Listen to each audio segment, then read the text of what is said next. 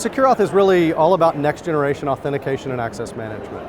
The authentication and access management market has actually been around for a long time, but if you think about the increasingly digital life that we all live, both in our work life and our personal life, authentication is something that we have to do multiple times every day, and we have access to such a wide variety of systems that it's really becoming much more critical. So our goal ultimately is to create a very frictionless environment for how people gain access to the things that they have to log into on a day-to-day basis, but do that in a very secure way, because whether you're a consumer or a business, you're concerned about the security of the information that is either your personal data or your corporate information. And so in order to improve the alignment between the user experience and security, we have to redefine the paradigm, and that's really our vision for where we want to take the company.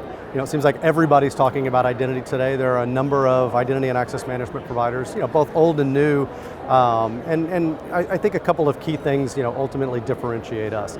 Number one, we're really driving to a frictionless experience and putting the end user at the center of what we're trying to ultimately do.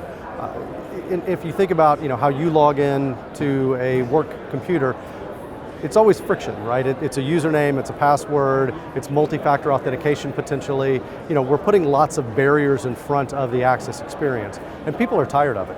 Whether you are a consumer or an employee, the more that you have to jump through hoops to gain access to something, the less you enjoy it.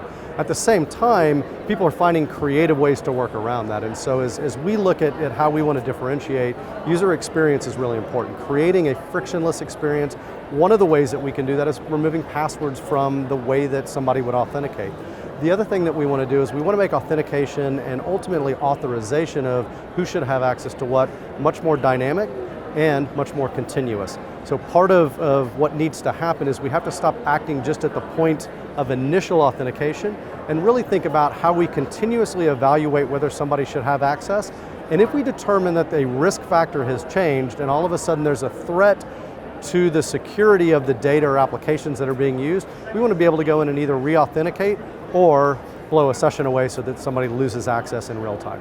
And that, those elements really begin to differentiate the SecureAuth approach to where we're headed next. RSA for us is kind of re-emerging into the market with a next generation product. So last week we announced a product called Arculix by SecureAuth, and it really is all about next generation authentication. Passwordless is going to be a big part of that, but also coming back around to that user experience and high security from a continuous authentication perspective. So what I want people to take away is we have a new product.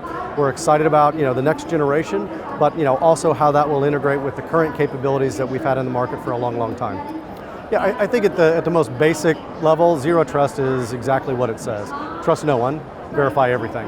So, one of the things that has to happen in a Zero Trust architecture is you have to put identity at the center of it.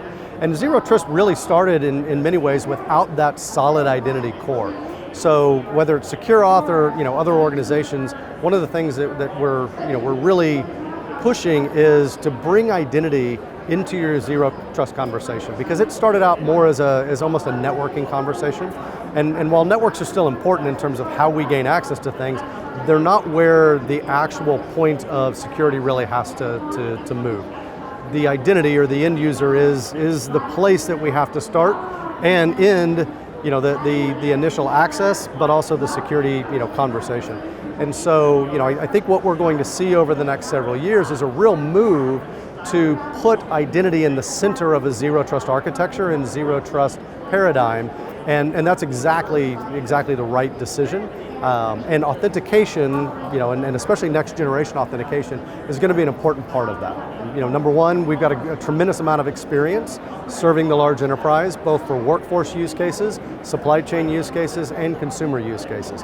So there's a history of serving customers at really all points of their identity journey. The other thing is we're reinvesting in leading innovation. And I think when you look at a technology vendor, you're always looking at two primary things. How well are they innovating and keeping pace with the changes that are occurring in the market?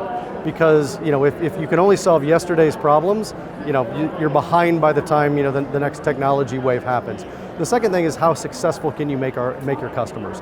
And that's another big area that we have really been successful over the course of our time, and we'll continue to invest in not just the innovation, but also the way that we manifest that in terms of value for our customers. It's really about that next generation authentication experience. So putting the end user at the forefront of the experience.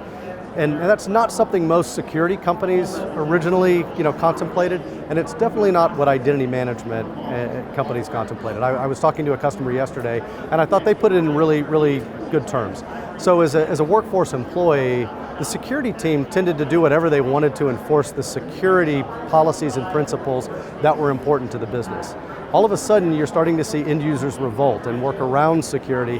And so, the way that this customer characterized the problem that they were trying to solve was, I want to be leading in the way that we bring people into our applications and our data, so that it's viewed as a differentiator when we're recruiting new employees and how we retain our employees. And that's a very different paradigm than we've seen in the past. And so I tend to think of our mission, over the next several years, of bringing that type of use case to life, so that an employee says, one of the things that I like working about at Company X is the way that I gain access to all of my digital applications, all the data that I need to do my job. My job satisfaction is higher because of the way that identity management enables me, as opposed to disabling me, which I think has been the traditional point of view.